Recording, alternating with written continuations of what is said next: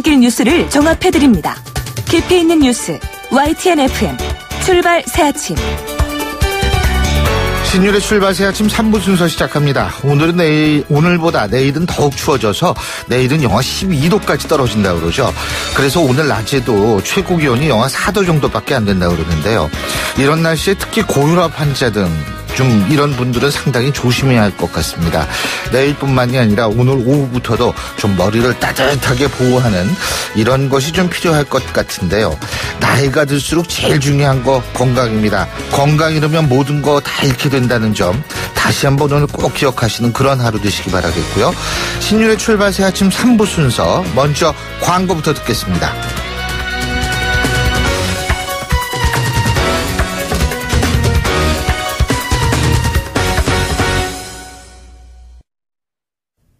YTN 라디오 신율의 출발 새아침.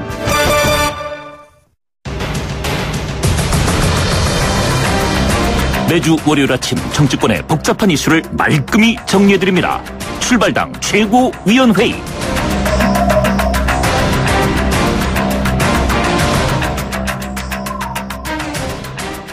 예, 요새 정당들 보면은 최고위원들 자주 바뀌던데, 예, 저희는 지금 벌써 수년째 바뀌질 않고 있는 감사합니다.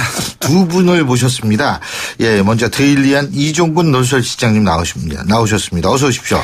네, 12월 10일, 어제가 12월 10일이었죠. 12월 10일은, 예. 70년 전, 지금으로부터 70년 전, 48년 12월 10일 날, 프랑스 파리에서 세계 인권의 날을 선포한 날입니다. 그러니까, 인권을 신장하자라고 해서 70년이 지났는데, 과연 1948년보다 지금 2017년이 인권이 얼만큼 신장됐는지 되돌아보는 그런 하루입니다. 이종근입니다. 이야, 오늘 또 아침부터 배우네. 적으셨죠, 소장님? 네. 예. 두문정치전략연구소 사영우 소장님이십니다. 어서 오십시오. 네, 인권적으로는 태평성대인 하루인 것 같습니다. 네. 올 들어 최강한파라고 하는데요. 움츠리면 더 춥습니다. 어깨 펴고 활기차게 맞이하는 하루 되시기 바랍니다. 최강한파는 내일입니다. 내일 영하 12도. 올 들어 아직까지는. 영하 12도. 와. 자, 내가 주목해본 정치인 말 한마디 이거부터 해볼까요? 자, 먼저 이종훈 실장님. 네, 정치인은 아닌데 사실은 정치인한테 한 말이므로 같은 범죄라고 생각해서 골라봤습니다. CNN의 크리스티안 아만푸어 기자인데요. 굉장히 유명한 기자죠. 그 걸프전 때 실제로 생중계를 했던 이라크에서 생중계를 했던 여기자입니다. 이 아만푸어 기자가 앵커로 CNN에서 인터뷰 2를 강경화 장관, 우리나라 강경화 장관이 인터뷰 2가 돼서 인터뷰를 했는데, 이 아만푸어 기자가 계속 이렇게 질문을 했어요. 도대체 지금 이 북한에서의 그 핵 무기가 완성된 거냐? 그랬더니, 또는 지금 화성 15호를 예를 들어서 ICBM이 완성된 거냐? 그러니까 한국 정부는 어떻게 생각을 하느냐 했는데, 계속 강경화 장관이 이렇게 대답을 한 거예요. 아니다. 절대 아직 완성되지 않았다. 핵무기의 완성된 징후를 파악하지 못했다. 그리고 ICBM도 완성되지 않았다. 이렇게만 얘기를 한 거예요. 그랬더니 아만푸어 기자가 지금 마치 타조가 그 위험에 처해 있는데도 불구하고 머리를 모래에 파묻고 있는 것과 같다. 즉, 실제로 닥친 위기에 대해서 적극적으로 그것을 응시하고 대응하는 것이 아니라 그저 머리를 모래에 숨기는 것으로, 그러니까 외면하는 것으로 지금 이 위기를 대응하는 것이 아니냐. 라는 그런 질문을 했습니다.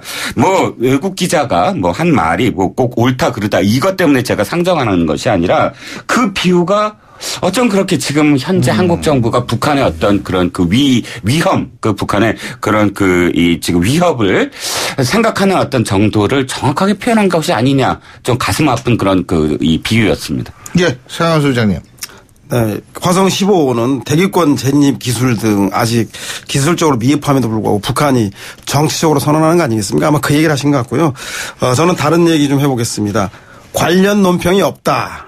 자유한국당이 박근혜 전 대통령 탄핵소추안이 국회를 통과한 지 1년이 되는 날, 엊그제 9일이었죠. 관련 논평을 내지 않고 침묵하면서 전희경 대변인이죠. 전희경 대변인이 관련 논평이 없다고 했습니다. 보수 야당이 불리한 이슈를 건드리지 않고 무시하겠다라고 하는 야근 전략일 수는 있으나 한국당은 관련 논평이 없다고 할 것이 아니라 국정농단과 대통령의 탄핵을. 할 말이 없을 수도 있잖아요. 그럴 수도 있겠네요. 하지만 그래도 국정농단과 대통령의 탄핵을 막지 못한 구여당 시절에 대한 반성과 용서를 국민들에게 구해야 되는 게 마땅하지 않았을까 싶습니다.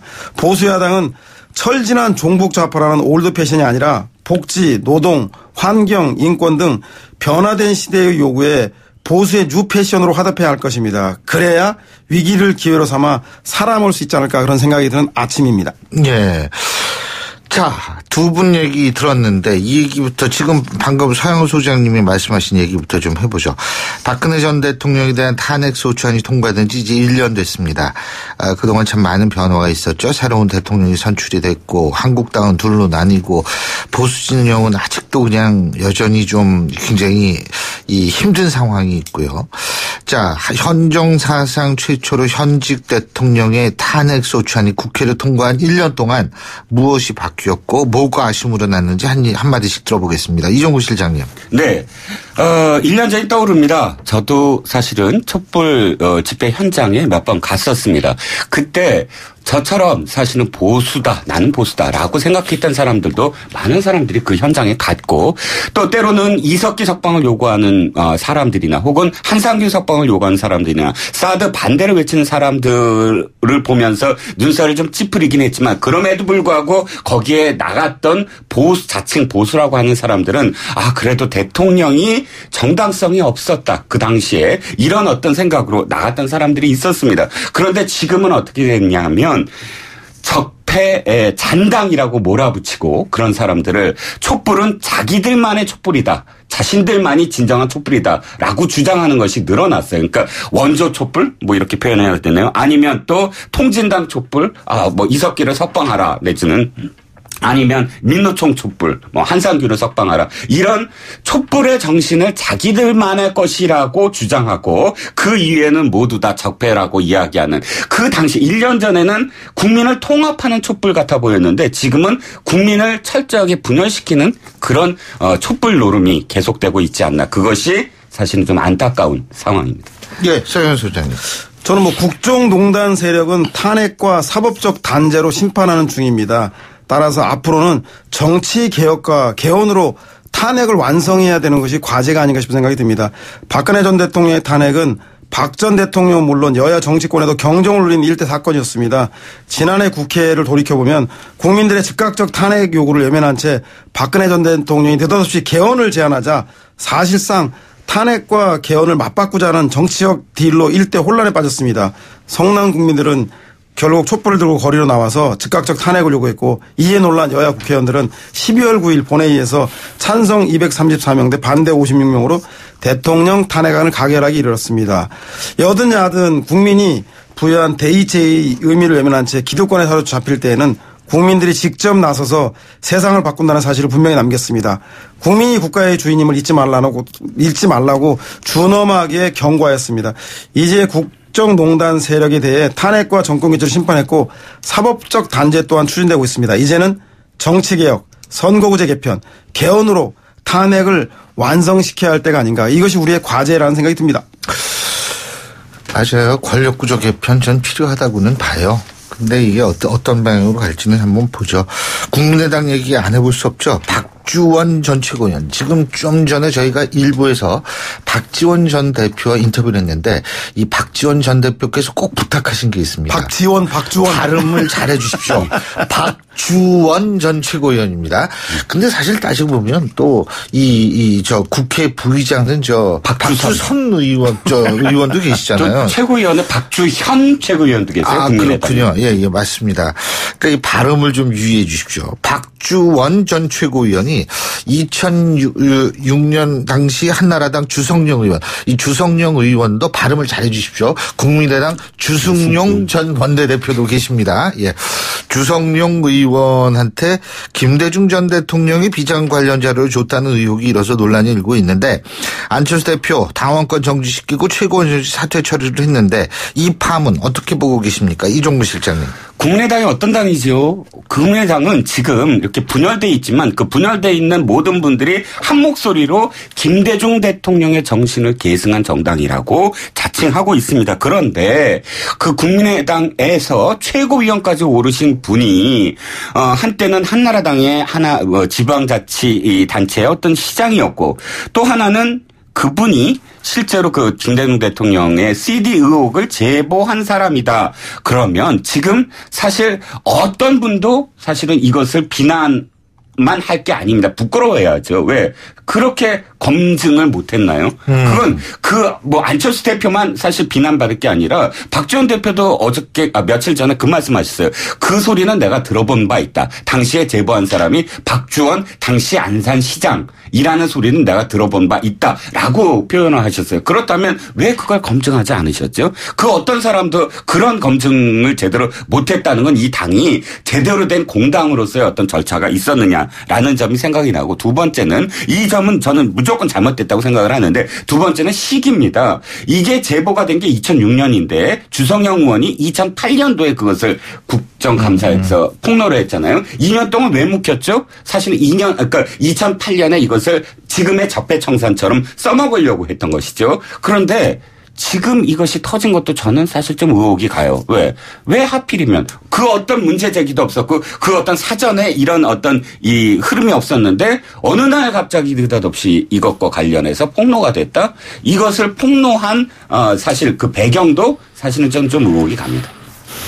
네, 서영호 소장님. 네, 배경이나 저희가 의심스럽다라는 얘기도 뭐 일리가 없는 건 아닌데 그럼에도 불구하고 국민의당이 박주원 전 최고위원의 당원권 정지와 최고위원 사퇴를 전격적으로 철회했습니다. 박주원 최고의 소명도 듣기 전에. 이 얘기는 뭐냐면 일말의 진실일 가능성 그리고 이것이 미치는 국민의당의 파장의 심각성을 잘 알기 때문에 안철수 대표가 조기에 차단하고 나선 게 아닌가 싶은 생각이 듭니다. 박주원 최고위원은 잘 아시다시피 전북 고창 출신으로 20대 총선에서 국민의당 후보로 출마를 했습니다. 그리고 낙선한 이후에 지난 8월에 국민의당 전당대회에서 최고위원을 당선했고요. 이분이 근데 국민의당 오기 전에 대검 범죄정보기획관실 등 검찰에서 20년간 근무했고 2006년에는 한나라당 소속으로 안산시장에 당선됐습니다. 그 이후에 홍준표 대표의 경남지사 선거에도 적극적으로 참여했습니다. 그렇기 때문에 그 박주원 전 최고가 한나라당 정치인과 가깝게 지낸 건 사실이고 주성영 의원하고도 가깝게 지냈다라고 해서 하등에 이상할 것이 없는 그래서 DJ 비자금 제공을 했다라는 설이 합리적 의심을 받고 있는 그 배경입니다. 그런데 문제는 안타깝게도 이 박주원 전 최고위원이 친안철수계로 분류되면서 바른정당과 통합을 강력하게 지지해왔던 분입니다. 그래서 박주원 최고의 개인적인 문제가 아니라 통합파의 부도덕성으로 확대되고 있고 호남에서는 바로 바른정당과의 통합 반대 내관으로 작용하고 있다는 점입니다. 호남에서 통합파의 입지는 더욱더 좁아지고 있지 않는가 싶은 생각이 듭니다. 지금 통합파의 입지가 좁아진다. 파장 이런 말씀하셨는데 지금 어쨌든 시기적으로 봤을 때 이 통합은 이제 더 힘들어진 거 아니에요? 어떻게 보십니까? 아니 그런 것 같지는 않아요. 그렇지는 않아요. 왜냐하면 안철수 대표가 이게 지금 정면 돌파를 시도했어요. 사실 광주에 내려가신 것도 사실은 박지원 전 대표가 반대를 했잖아요. 지금 분위기가 정상적이지 않으니까 내려오지 마시라 연기하라. 그런데도 불구하고 일단 내려갔단 말이죠. 어떻게 됐죠? 박지원 전 대표가 계란을 맞았잖아요. 네. 지금 보여지는 건 뭐냐면 이겁니다. 안철수 대표의 의도인지 모르지만 호남의 민심이 안철수 대표를 반대만 하는 것은 아니다. 그러니까 어저께도 지금 안철수 대표가 가는 곳마다 안철수 힘내라라고 지지자들을 외치는 모습이 방송에 나갔단 말이죠. 지금 안철수 대표는 호남의 민심이 호남 중진들한테만 가 있지 않다라는 걸 몸소 지금 보여주고 있다라고 여겨져요. 그래서 안철수 대표는 지금 외통수입니다. 바른정당과의 어떤 통합이 자신의 어떤 그 정치적 활로의 마지막 키워드다라고 생각을 하는 것 같아요. 그래서 일단 미리 차단을 했고 그렇기 때문에 안철수 대표의 어떤 이 무설불처럼 혼자 가리라라는 것은 계속 갈 것처럼 보입니다. 예, 서영호 소장님. 저도 비슷한 생각이 드는데요. 분당의 신호탄이 울리는 건 아닌가 걱정이 앞섭니다. 지금 통합행 버스 운전석에 안철수 대표가 앉아 있는데요. 승객들은 바른정당 정거장을 거쳐서 자유한국당 종점행으로 가는 게 아닌가라고 의심하고 있는 것 같습니다. 그 와중에 통합행 버스의 안철수 운전사 조수인 박주원 최고위원의 DJ 비자금 공작 제보자라고 하는 돌출 사건이 터졌습니다. 그러니까 박주원 최고 문제는 통합행 버스 전체의 문제로 비화되고 있습니다. 그래서 통합파 핵심이 DJ를 배신했던 사람이고 그들이 다른 정당이라는 보수 정당과 합치려고 하고 있다면서 통합에 대한 정당성 시비로 확대되고 있습니다. 운전사인 안철수 대표가 이제 결단을 해야 됩니다. 바른정당 통합정거장으로 버스를 몬다면 많은 승객이 내릴 태세입니다. 국민의 정당 39석 플러스 바른정당 11석은 50이 될지 아니면 원근 까먹고 도로 25로 더 추락할지 관심이 주목되고 있는 지점인 것 같습니다. 근데 박지원 대표께서 저희 일부에서 이제 그런 말씀 하셨거든요. 바른정당 의원이 대여섯 명이 한국당으로 갈 거다. 지방선거 전까지.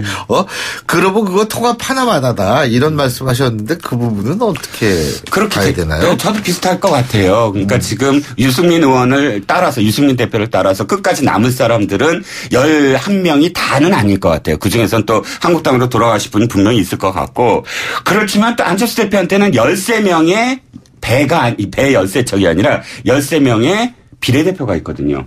비례대표가 탈당을 하게 되면 비례대표직을 그만둬야 되기 때문에 13표는 고정이고 그러다 보면 전체적으로 저는 사실 이 비통합파가 원내대표를 유지할 수 있을 것이냐. 그러니까 원내 교섭단체를 유지할 이게 지금 초점일 것 같거든요. 예. 한 말씀만 더 드리면 저는 이런 생각이 들어요. 정치공학적으로 봤을 때 옛날에 이런 흐름은 민주당에서 언제나 있었어요. 그러니까 총선 때마다 호남과 그 비호남 예를 들어서 운동권 그러니까 이 386과 호남의 그 연합이 어떤 의미에서는 지금까지 민주당을 이끌어왔거든요. 그런데 지난번 4.13 총선이 완전히 그 호남을 배제하고 386이 전국적으로 확대되는 어떤 지금 더불어민주당이 계기를 마련했다면 지금은 또다시 이 국민의당이 호남과 비호남 즉 그러니까 이번에는 386이 아니라 안철수 세력과의 어떤 손잡음이 또다시 깨지는 그러니까 호남 세력이 계속 고립되는 어떤 모습이다라고 보여집니다. 예. 저도 비슷한 생각인데요. 국민의당이 39석인데 사실상 심리적 분당 상태인데 문제는 비례의원들에 대한 거치 문제입니다. 그래서 비례의원들을 출당시켜주면 이분들이 배지를 유지할 수 있기 때문에 합의의원 즉 원하는 당으로 각자 헤쳐 모여지는 것을 출당이란 조건으로 합의한다면 아마도 국민의당을 바른정당 통합에 반대하는 분들이 한 20석 교섭단체 이상 넘을 것 같습니다. 그렇게 되면 국민의당과 바른정당의 통합에 찬성하는 분이 19사람 남게 되고 바른정당 내에도 지금 국민의당과 통합에 찬성하는 분이 한 대여섯 명 나머지 대여섯 명은 다시 자유한국당으로 돌아가겠다는 거 아니겠습니까? 그러면 19 더하기 6은 아까 그래서 제가 말한 대로 25인데 원래는 39 국민의당 더하기 11 바른정당 하면 50해야 되는데 그 절반 수준인 25가 된다면 이게 도대체 남는 장사인지 이런 통합을 왜 하려고 하는지에 대해서 많은 사람들이 의아하고 있는 건 사실인 것 같습니다. 자, 지금 그러면 그 자유한국당 지금 당사자는 12월 12일 내일 그 원내대표 경선합니다. 지금 3파전인데 어떻게 보십니까? 일단 3명으로 좁혀졌다는 게 상당히 의미가 있다고 봐요. 그러니까 친박계도 지금 사실은 어저께 갑작스럽게 유기준 홍문종으로 단일화됐죠. 물론 중립도 4명 정도에서 1명. 그러니까 그 한성교훈으로 단일화됐죠. 그러면 단일화시키는 어떤 작업이 굉장히 순조롭게 됐다. 예년엔 결선 투표가 있기 때문에 전부 나와보거든요. 일단은 거의. 그런데 지금 3파전이 됐다는 건 그만큼 어떤 의미에서는 주류에 대한 반대적인 어떤 분위기가 굉장히 형성돼 있지 않느냐. 결선 투표까지 가면 주류인 김성태 의원이 불리한 어떤 상황이 아니겠느냐 싶습니다. 저는 두 가지 특징을 얘기하고 싶은데요. 쓰리방 원홍. 그러니까 친박 분열이 가장 두드러지는 것 같습니다. 그러니까 친박계 유기준 의원이 사퇴해서 그 홍문정 의원으로 표를 몰아주긴 했으나 한손교 의원도 중립 단위로 보라고 하지만 사실상 친박계 의원이고 홍문정 의원도 친박계 아니겠습니까? 그래서 친박계가 사실상 정치적 구심이 없이 각자 도생하고 있는 건 아닌가. 친박계의 정치적 와해가 상징적으로 보여지는 것 같다는 생각이 들고 또 하나는 홍준표 대표의 리더십인데요. 작품성과 흥행성 면에서 참패한 원내대표 경선 아닌가 싶어요. 예. 작품성의 핵심은 친박, 청산 등 보수 혁신의 새로운 가치를 영입하는 건데 철저히 실패했고요. 흥행성은 새 인물의 등장이라든가 비주류의 주류에 대한 전복, 약자가 강자를 추월하는 드라마가 있어야 되는데 이 드라마가 없다. 오직 친박과 친원 간의 개파 갈등만 남긴 한국당의 원내대표 경선이 지극히 좀 걱정스러운 대목이 아닌가 싶은 생각이 듭니다. 지지율이 낮으면 근데 주목받기 힘들어요. 예, 아무리 네. 뭐 어떻게 하더라도. 예, 오늘 두 분 말씀 여기까지 듣겠습니다. 고맙습니다. 네, 감사합니다. 네, 감사합니다. 예, 지금까지 데일리하는 이종근 논설실장, 두문정치전략연구소 서영호 소장이었고요. 자, 신율의 출발세야 좀 3부 순서 여기서 줄입니다. 잠시 뒤 4부에서 뵙겠습니다. 날카로운 분석, 내일을 보는 시선, 신율의 출발 새 아침. 신율의 출발 새 아침 4부 순서, 먼저 광고부터 듣겠습니다. 예, 8시 38분 2초 지나고 있습니다. 다시 돌아온 월요일 아침이죠. 자, 길도 약간 좀 미끄러울 것 같은데 교통 어떤지 알아볼까요? 나성수 캐스터? 네, 현재 전남권과 전북권에서는 눈이 많이 내려서 노면이 매우 미끄럽습니다. 이 구간 사고도 많으니까요. 조심해서 지나셔야겠고요. 오늘 서울 지역 월요일 출근길이기 때문에 많이 밀립니다. 특히나 서부간선도로 성산대교 쪽 금천교 지난 지점 2차로에 승용차 부딪히는 사고가 났습니다. 사고 처리 작업 진행이 되고 있어서 일찍 분기점 부근부터 정체고요. 사고 지점 통과 후에도 고척교에서 양평교 구간으로 밀리고 있습니다. 성산로는 연희 나들목에서 이대 후문 방향으로 밀리고요. 내부순환로 성산대교 쪽으로 홍제램프에서 성산램프 구간 정체인데 이 구간 10분 이상 소요된다는 거 참고해서 지나시길 바랍니다. 신율의 출발 새 아침 교통정보였습니다. YTN 라디오 신율의 출발 새 아침.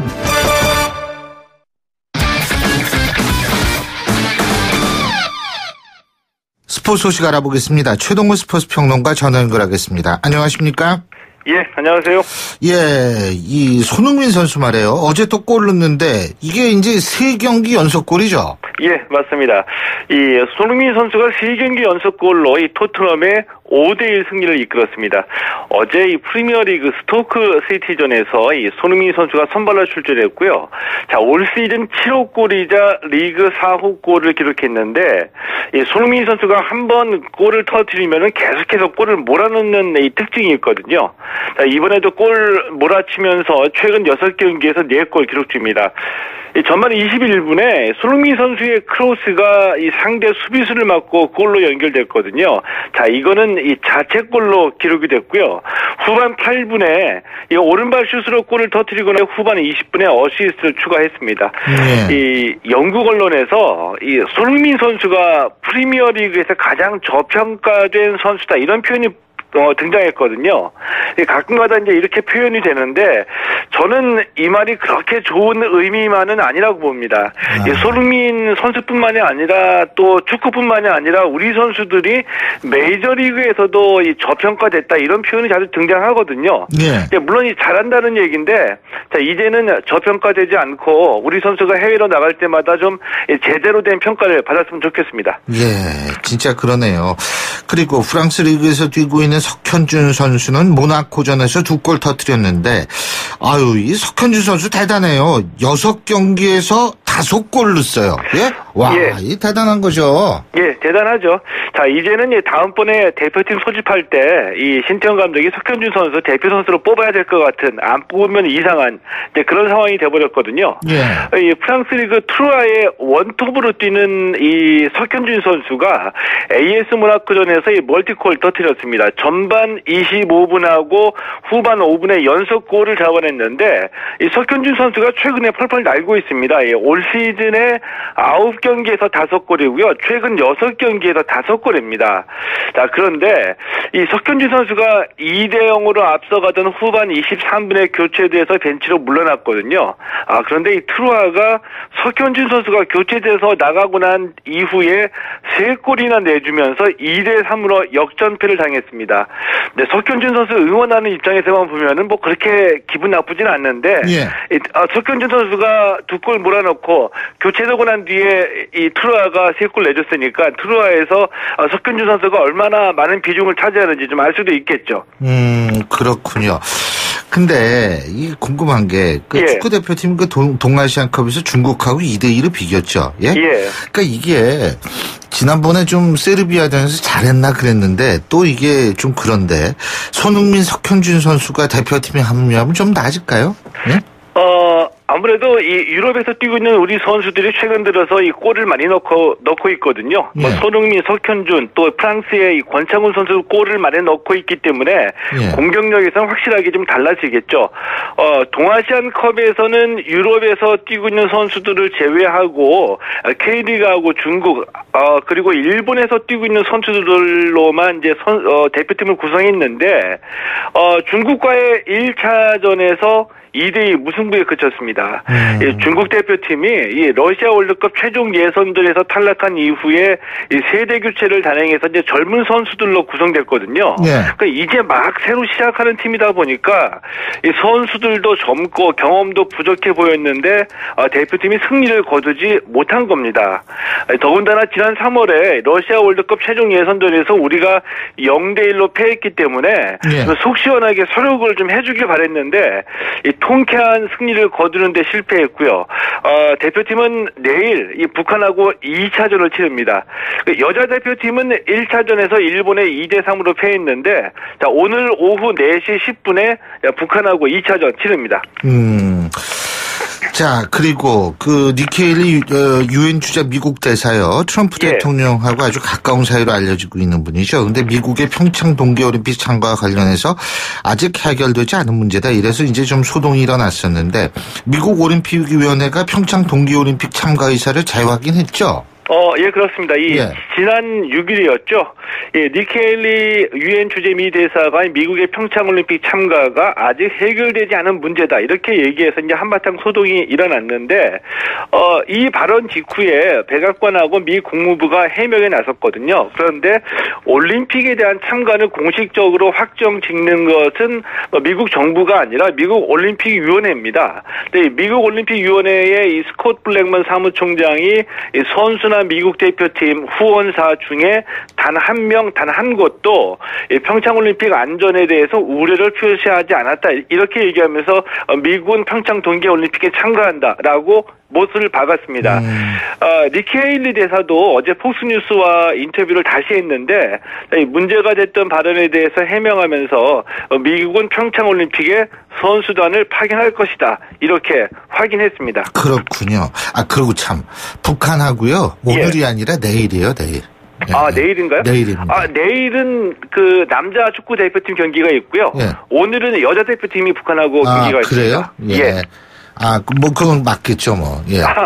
혹시 헷갈리실까봐 우리 청취자 여러분이 자, 그리고 스피드 스케이팅 월드컵에서는 이승훈 선수가 금메달 따냈는데 이상화 선수도 은메달 땄죠. 예, 그렇습니다. 이 스피드 스케이팅 4차 월드컵 매스 스타트에서 이승훈 선수가 1위를 차지했습니다. 자, 이승훈 선수 이 초반에 선두 그룹을 달리다가 중반부터 후미 그룹으로 뒤쳐졌고요. 막판에 스포트를 하면서 우승을 확정졌습니다. 여자부에서도 이 김보름 선수가 동메달을 차지했습니다. 오늘 말씀 잘 들었습니다. 고맙습니다. 고맙습니다. 지금까지 최동훈 스포츠 평론가였습니다.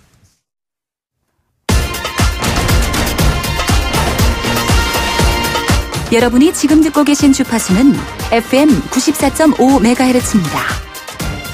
YTN 뉴스 FM.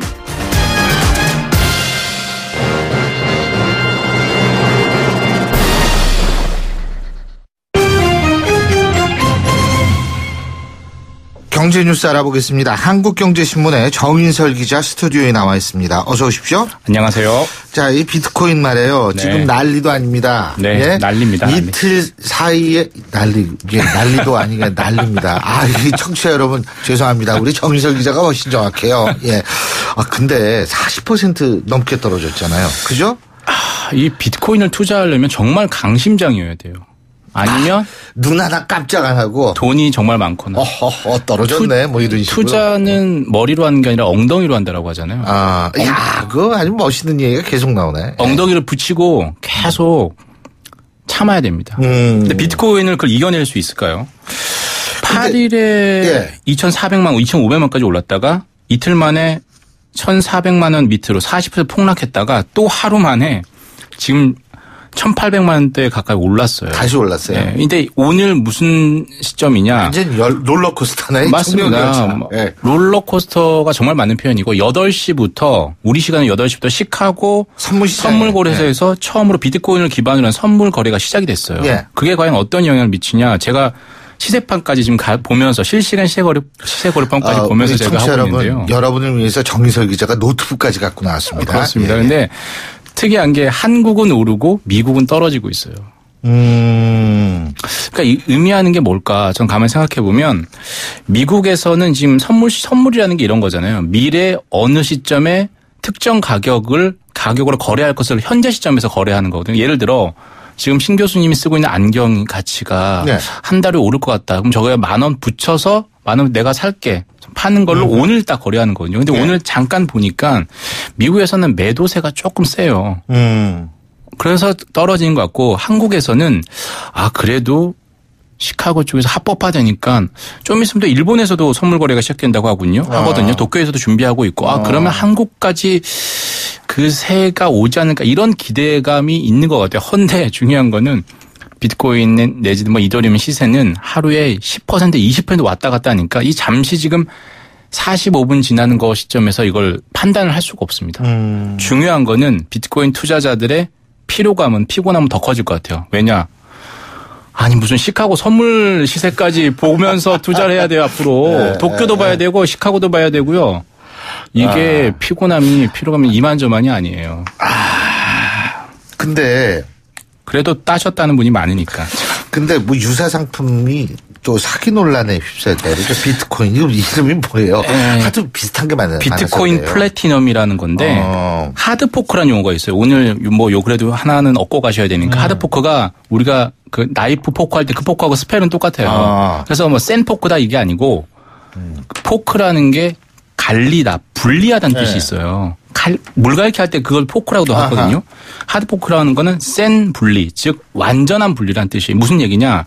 비트코인 같은 가상화폐 같은 경우에는 블록체인이라는 결제망이 있습니다. 공개 일기장, 공개 장부 같은 건데 이걸 아예 따로 쓰는 걸 하드포크라고 해요. 그러니까 결제망이 달라지고 장부가 달라지는 겁니다. 제일 잘 나가는 비트코인에서 여러 개 흔히 얘기하는 가지치기를 했습니다. 비트코인 캐시가 가장 먼저 나왔고요. 비트코인 골드, 비트코인 다이아몬드 전부 다 다른 가상화폐로 지금 거래가 되고 있어요. 비트코인이 워낙 잘 나가니까요. 그래서 요번에 비트코인 플래티넘이 나왔습니다라고 누군가 또 얘기를 한 거예요. SNS 같은 데 쫙 퍼뜨린 그럼 비트코인 더 잘 나가나 보다. 그럼 이 비트코인 플래티넘에 투자해야지라고 했는데 어제 오후 4시께 갑자기 그 비트코인 플래티넘이라는 트위터에 죄송합니다. 사실은 속임수였습니다라고 글이 올랐어요. 근데 물론 또 아직까지 진위 여부는 확인할 수 없습니다.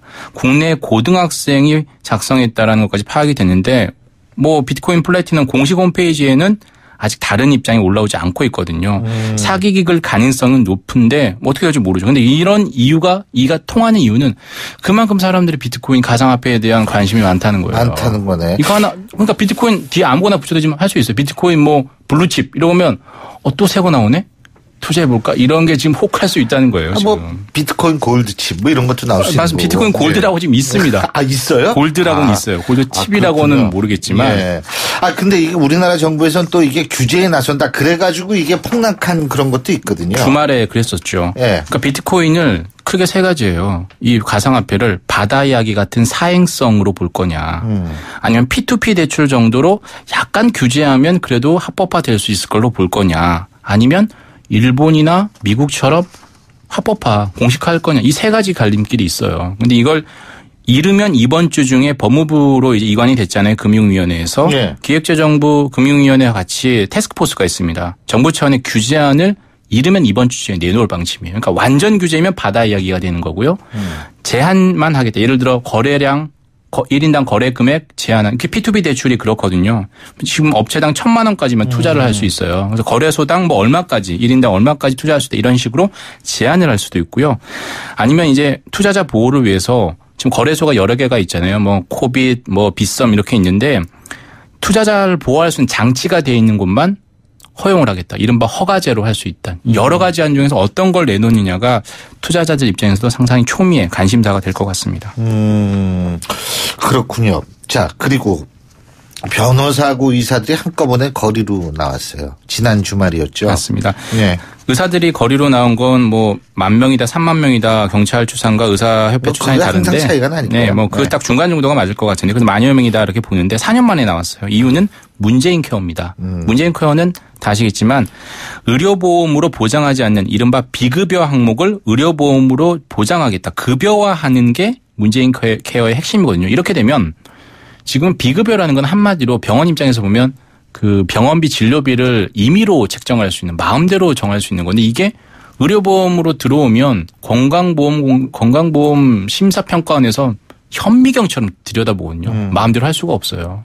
그래서 결국에 의료 수가가 문제이긴 하지만 이렇게 되면 중소병원이나 개인 병원이 문 닫을 수 있다. 이런 약간의 어떤 절박함 때문에 나왔다는 건데 소비자들은 뭐 일반 시민들은 약간 이건 밥그릇 뭐 이해관계 집단 이기주의 이렇게 보는 건 좀 사실이고 변호사들도 장애투쟁을 하는 이유는 변호사 자격증 따면 3개, 4개의 자격증을 한꺼번에 따는 거잖아요. 세무사, 변리사, 뭐 또 뭐가 있지 법무사.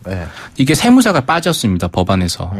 그러면 이걸 왜 막으려고 하냐. 앞으로 그럼 변리사, 법무사도 우리 못하게 되는 거 아니 이런 또 약간의 위기감이 있는 거거든요. 그래서 의사 변호사들도 예전 같지 않다 이런 걸 좀 보여주는 것 같습니다.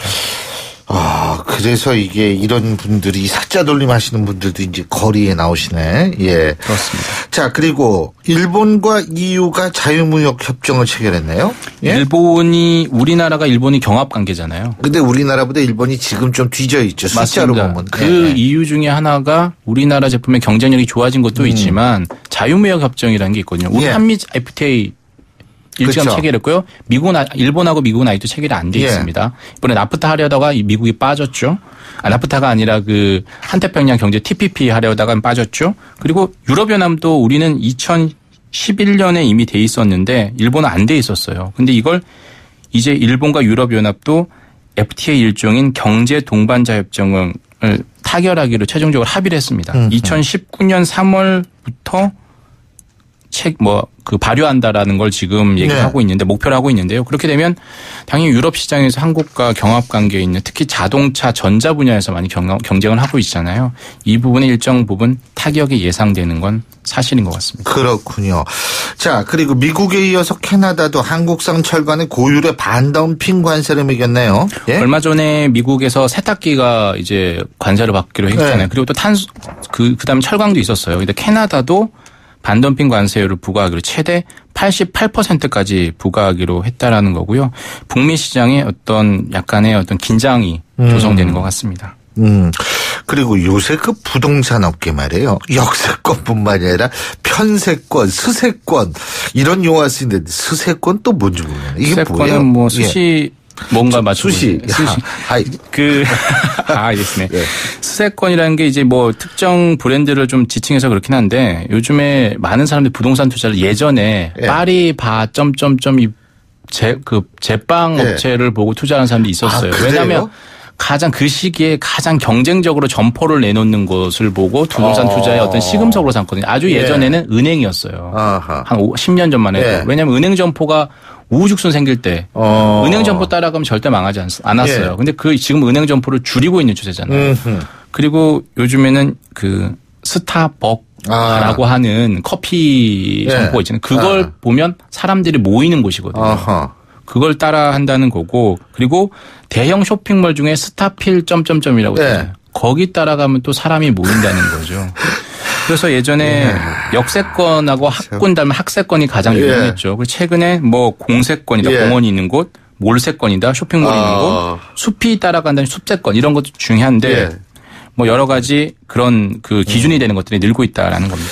예, 오늘 말씀 잘 들었습니다. 고맙습니다. 감사합니다. 예, 지금까지 한국경제신문의 정인설 기자였고요. 월요일 아침에 보내드린 신율의 출발새 아침. 오늘 순서는 여기서 모두 줄이겠습니다. 내일 더 추워진다고 하니까요. 오늘 여러분 모처럼 옷 두둑히 입고 내일 대비 잘하시기 바라겠습니다. 전 내일 아침 7시 15분에 다시 오겠습니다. 신율이었습니다. 고맙습니다.